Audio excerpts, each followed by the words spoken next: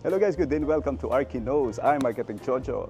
Today, April 26, 2025, and we're here again in Congressional Town Center, Tower 2, and we're here at the 9th floor amenity area.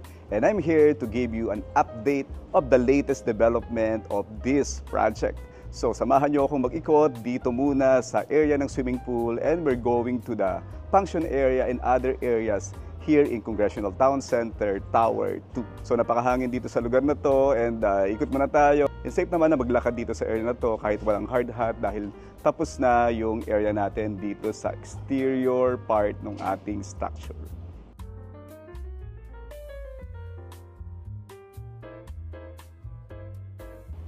Now, ito na ngayon yung swimming pool area development natin dito sa 9th floor level.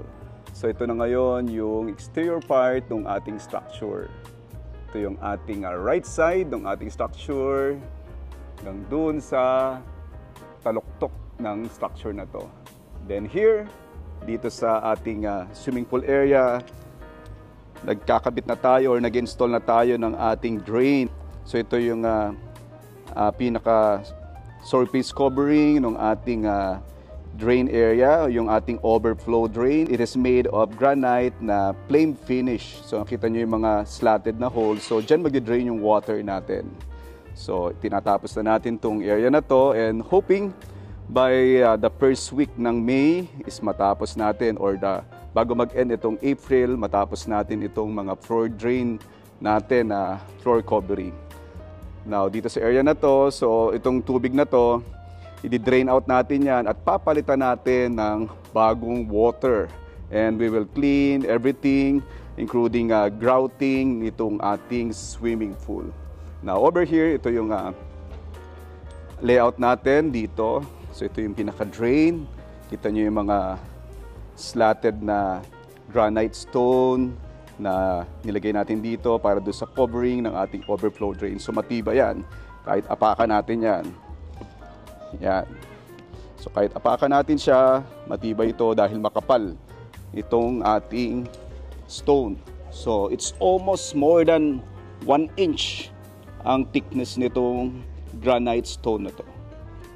Yan. Ang katabi niya, ito yung ating mosaic na tiles na nilagay natin dito sa swimming pool.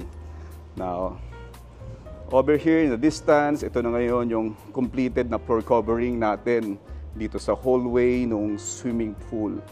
So ito yung view natin dito sa taas ng swimming pool area. So all our perimeter railings na tempered glass, and also with the combination of railing na stainless steel, kompleto na yung perimeter natin. So yan, mamaya bababa tayo doon sa baba, going to the function area. Lakad tayo ngayon going to the kiddie pool. So tingnan natin yung development ng ating kiddie pool. So mahangin, napakahangin dito lalo na tuwing hapon. So very relaxing at masarap mag-swimming dahil mahangin dito. So puntahan naman natin yung kiddie pool. Let's go! Alright, so going to the kiddie pool, of course, siyempre lakad tayo dito sa walkway, dito sa side ng ating swimming pool area, or yung pinaka-lap pool ng ating swimming pool. By the way, ito yung pinaka-corner na design ng overflow drain natin. So meron siyang slatted. Kita nyo yung slat na yon. So dyan mag-drain yung water. Then, of course, meron ding design na mga round na mga holes dito. Then, succeeding. Yan naman yung mga slatted na drain. Alright, so here, ito naman yung part ng ating kiddie pool. So, napapalibutan na rin siya, o meron na rin tayong nailagay na overflow drain na granite. So, palibot na siya, kompleto na rin. So, later on, we will clean this water and we will clean everything. Alisin natin yung water, maglalagay tayo ng grout doon sa ating swimming pool. So lilinisan muna natin ng gusto at maayos, malinis, at lalagyan natin ng panibagong tubig ang ating swimming pool and kiddie pool. Now, itong bare na space na to, yung may nakita ko yung concrete, so lalagyan natin dyan ng WPC itong decking na to. This one. So ito yung gagamitin natin na profile or materials para dito sa ating floor covering ng area ng ating kiddie pool. Now on this side, ito naman yung mga finishes natin. You can see the same na na-share ko sa inyo before. Ito yung ating column. It is made of marble tiles na naklad dito sa ating poste. And also, here from the other side, meron din tayong mga cladding doon ng marble tiles. And these 4 columns, we cladded it with marble tiles. So yun yung ating canopy as part of architectural design features natin dito. So here, ito yung other side o yung view ng ating swimming pool. Now from the right side ng ating structure, ito yung view natin. No? So almost completed, 100% completed na yung ating exterior wall. And also, everything na in place na dyan. Nandyan na yung ating mga windows, nandyan na yung ating mga louvers, nandyan na yung ating mga glass railing sa ating mga balconies, and completed na yung ating mga pintura. So natapos na natin yung paligid na to from the lowest part ng ating structure dito sa left side and rear side ng ating structure. Tapos na yung ating mga finishes dito sa ating exterior wall. Other angle, ito yung angle natin dito sa swimming pool area. So maaliwalas dito, mahangin, presko. Yan, lalo na gantong oras. So anong oras na ba? So it's already 4:34. Yan, kita nyo, hinahangin yung wig ko. So sobrang lakas ng hangin dito sa itaas ng swimming pool area. Joke lang, hindi siya wig. Talagang fly away yung aking hair. So yan, so nililipad siya. Yan. So ito yung view natin dito sa swimming pool area, dito sa 9th floor level. Dito naman sa walkway, so tinatapos din natin yung ating floor covering ng ating overflow drain. And later on, itong mga tiles na to, lilinisin din natin to para malinis at maayos yung ating walkway. And here, so meron na rin tayong nailagay dito na cladding, na tiles, and also yung stainless dito na handrail. Then over here, tapos na rin yung ating kisame. Then yung mga cladding ng ating poste using yung marble tiles. Then over here, on this another angle ng ating swimming pool.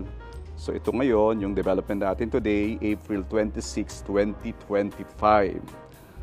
Ito yung flame finish natin na granite na stair ng ating swimming pool. So yan. Pababa na tayo, going to the function area. So tingnan natin yung ating function area. Pasok tayo ngayon dito sa ating function area.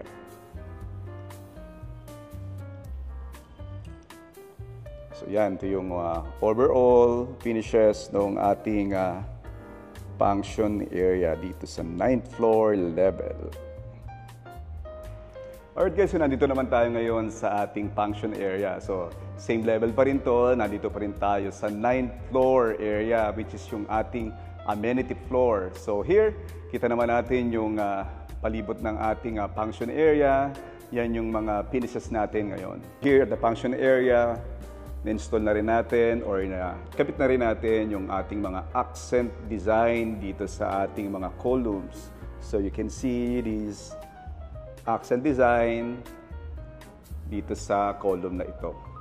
Now, over here, so malinis na rin yung area. May mga other works pa rin na kailangan nating tapusin, ongoing and on progress. So yan yung mga series ng development natin dito. So all of the glass are all completed and installed. Also the flooring. Yan, and also dito sa paligid natin. And here, dito, meron pa tayong tinatapos dito sa kisame na to.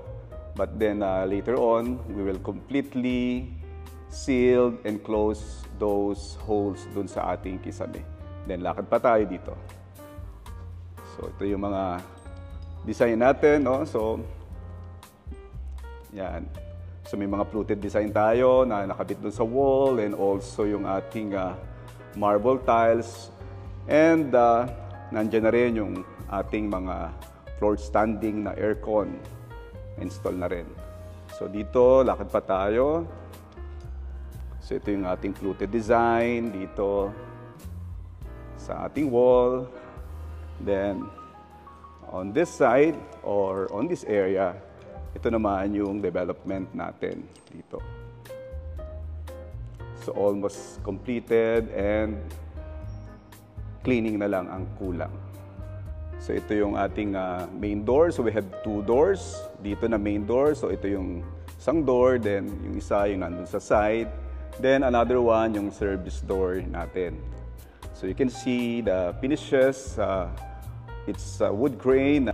Yung color na na-stain natin dito sa pintuan, including yung fluted natin na design. Now, pupunta naman tayo doon sa elevator lobby. So let's check the finishes ng ating elevator lobby, and puntahan na rin natin yung gym area and yung ating kiddie play area. Let's go. Now, ito yung hallway natin dito. Paglabas mo ng function area. Ito yung ating elevator lobby. You can see here the finishes natin. Also, we have here the wood grain finish ng laminates natin, including the combination ng ating header ng ating elevator opening. So dun sa header na yon, we use and we put materials na granite na black. So yung kita nyo dun sa taas. So meron tayong accent na granite dun sa top ng header ng ating elevator door. Now over here also, we put some accent na laminates din. We put some groove doon sa kisame. Now here, ito yung passenger elevator natin. Now going here to the other side, it's another series of elevator natin. So ito. So same profile, same design doon sa kabilang elevator natin or elevator lobby. So kompleto na rin siya. Now, as you see here, we put some insert. So, this is not a groove, but an insert profile siya. Yan. So, para siyang trim. But this one is made of aluminum na powder coated. And over here, going to the gym area. So, tingnan naman natin yung gym. Kung ano yung itsura niya, development niya. Yan. So, ang liwanag. Hindi ng sikat ng araw. Now, ito ngayon yung ating gym. So, later on, lalagay na lang dito ng equipment para ma-set natin itong area ng gym. So, ito yung design ng gym area natin. So, we have here all the drop lights na nandyan na rin, kompleto, and the accent, same profile of design dun sa ating function area. Let's go. Going to the kiddie play area. Ito yung ating kiddie play area. So, tapos na rin siya. Then, maglalagay na lang tayo dyan ng mga pinaka-playpen ng mga bata. Now, ito naman yung another wing ng ating hallway dito sa 9th floor level. So, yan yung ating elevator lobby. Then, this one is the other side ng ating hallway. Now, ito yung design ng ating elevator lobby dito sa amenity area here at the 9th floor level. Alright, so puntahan naman natin yung ating mga residential floor dun sa mga units. So tingnan natin kung merong open na area dahil mag-aalas 5 na, baka nag-uwian na yung mga workers na nandun sa area na yon. Alright, so let's try and check. Alright, we're here in the hallway. Pasukin natin yung mga bedrooms dito, yung mga unit natin. So we have the 1 bedroom and also puntahan din natin yung studio area. So bilisan na natin, mag-uuwian na. Alright. So here, ito yung ating unit dito. Ito yung ating studio unit. So yun yung 2311 na unit. Now ito, malinis na to, no? Yan. So kompleto na siya. Then, malinis na yung ating shower area, including itong ating basin. So, we have the mirror, malinis na rin siya. And also, itong ating water closet area. Yan. and also the tiles. So mabango na siya. Then here, ito yung ating kitchen area. Yan. So hindi ko na-explain yung iba na mga areas na kung saan lalagay yung rep dahil lately na mention ko na dun sa other videos. Then ito yung pinaka area na which is you may put your bed and also yung inyong maliit na sofa. So yan yung view. Now, punta tayo ng mabilis doon sa 1-bedroom unit. So ito ngayon yung other 1-bedroom unit. Inside, upon entering, you have the kitchen area and the dining area. Then you have here the bedroom area. Yan. So ito yung merong slide na door, then an access going to the toilet area. So yan, malinis na siya. So ito naman yung ating shower enclosure. So yan. Maganda na at malinis na. Napunta naman tayo dito sa another adjacent na unit.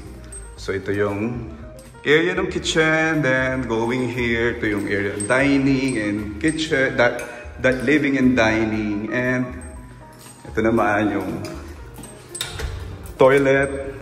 Yan, mabango na, malinis na. So completed na, pati mga shower enclosure and also mga toilet fixtures. Then ito naman yung bedroom area. So yan, so kompleto na pati mga lighting fixtures and everything. So ilalagay nyo na lang yung inyong air conditioning unit, yung window type na aircon. Then same thing din dito. Yan. So and also here, meron din tayong curtain cove dito. So dyan nyo na lang ilalagay yung inyong cortina. So overall, ito yung isang unit ng 1-bedroom. So yan. Yan, so very quick lang yung ating pag-video. Alright. Ito naman yung ating isang 1-bedroom. Here, then ito naman yung room niya. See here, kompleto na at malinis na yung area ng bedroom na to. Alright. So labas na tayo at naantay na tayo. So yun. So, kompleto na. Then here, ito yung ating water closet area. Then ito naman yung ating shower area. So adjust na lang yung ating mga shower head. Yan. Okay. So ito naman yung ating hallway. Okay, so baba na tayo dahil inaantay na tayo noong ating operator ng elevator. Let's go. Halika na tayo, baba na tayo. Yan, baba na kami sa ground floor level. Tingnan naman natin doon yung mga exterior finishes ng ating structure and development ng ating driveway. So, alright guys, so very quick lang yung pagpunta natin dun sa residential unit natin para makita yung mga finishes ng ating mga residential floors. And of course, malinis na siya at maayos and ready to go na yan sa inyong paglipat dito sa Congressional Town Center, Tower 2. Now, over here, ito naman yung development natin ngayon dito sa exterior wall ng ating structure. Now, as you can see, so ito na ngayon yung pasad ng ating structure. So, kita nyo naman yung mga finishes na natin. Completed na yung exterior area natin, mga glass, mga louvers, and also yung ating mga finishes na paint dito sa exterior part ng ating structure, dito sa front area or pinakapasad ng ating structure. Here at the open area, part ng plaza natin and also part ng driveway. Now, ito naman yung pasad ng ating structure mula dito sa ground floor going to the uppermost part ng ating structure. You can see the finishes dito sa ating pasad. So, kompleto na yung ating mga glass, kompleto na yung ating mga louver and also yung mga vertical na mga accent wall natin na tangerine. Kompleto na tayo from the ground floor area, which is ongoing pa yung ating mga cladding ng ating aluminum composite panel and also yung mga glass ng ating balcony. But dito sa ating level ng 3rd floor going to the 8th floor level ng parking, kompleto na tayo dyan. Kompleto na yung ating mga glass, louver, and also yung pintura natin. Kompleto na lahat siya. Then also yun, area na yun, yung 9th floor level. So yan yung amenity area natin, no? Yung merong malalaking glass, yung matataas na glass.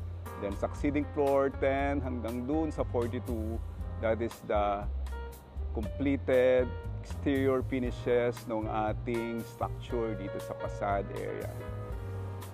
Completed all the glass, the balcony railing, and also the louver and the paint of this area dito sa ating facade ng structure na to. So dito naman sa ating driveway or yung pinaka-plaza natin, so you can see here the finishes of this combination of stone, yung ating basalt stone, and also yung ating cobblestone.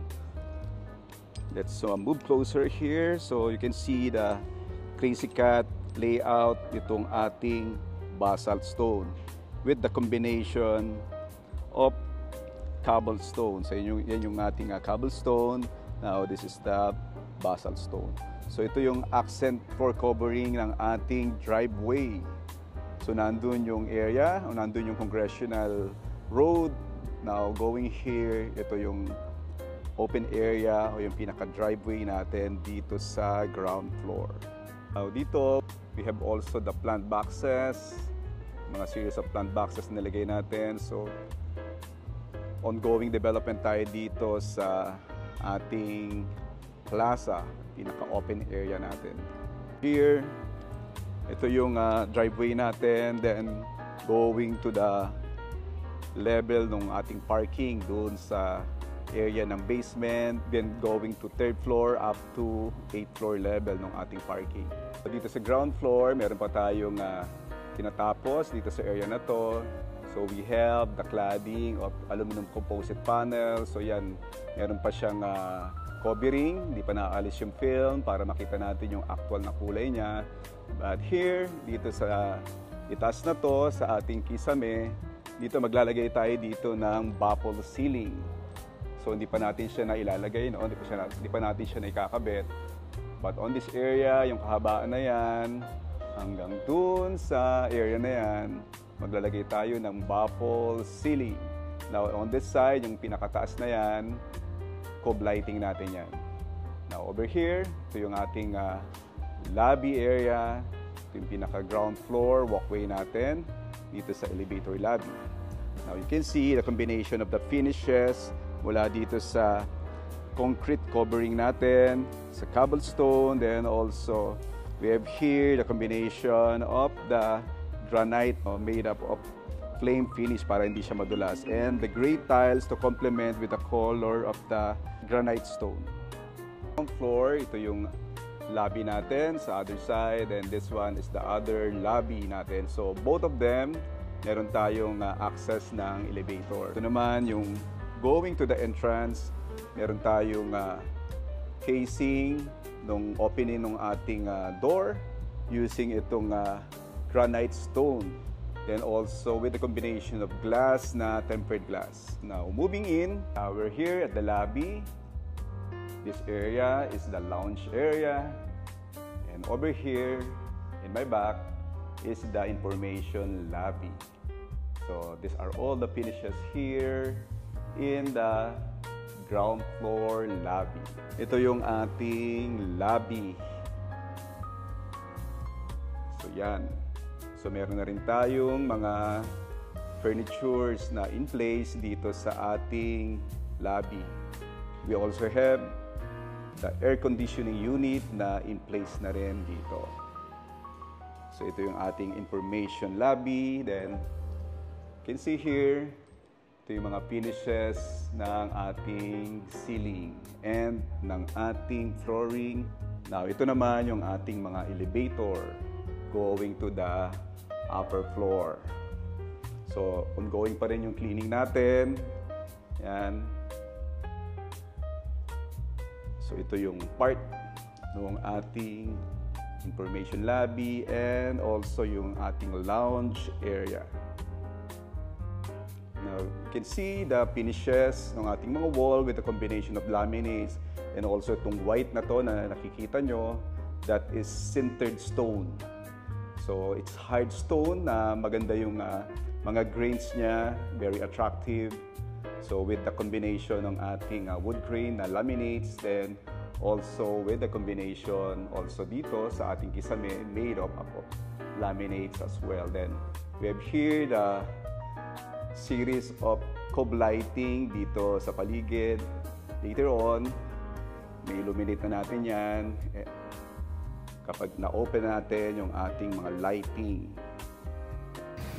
From Congressional Road going to the driveway, this is the newly concreted pavement of the driveway going to the Tower 2 of Congressional Town Center. Now, this is the left side of the structure. Alright guys, so these are all the development today, April 26, 2025, here in Congressional Town Center, Tower 2. So napuntahan natin yung area ng swimming pool, napuntahan natin yung amenity area ng ating function room and also the gym, then the play area, and yung residential area natin. Hindi lang natin napuntahan yung ibang mga units natin dahil nagmamadali na rin tayo. At least napakita ko sa inyo yung mga finishes natin ngayon at development natin ngayon dito sa Congressional Town Center, Tower 2. So malapit na to at makakalipat na rin kayo soonest dito sa project na ito. Alright guys, so till then, I'm Architect Jojo, joyfully sharing with you what Archi knows. Thank you very much and God bless you all.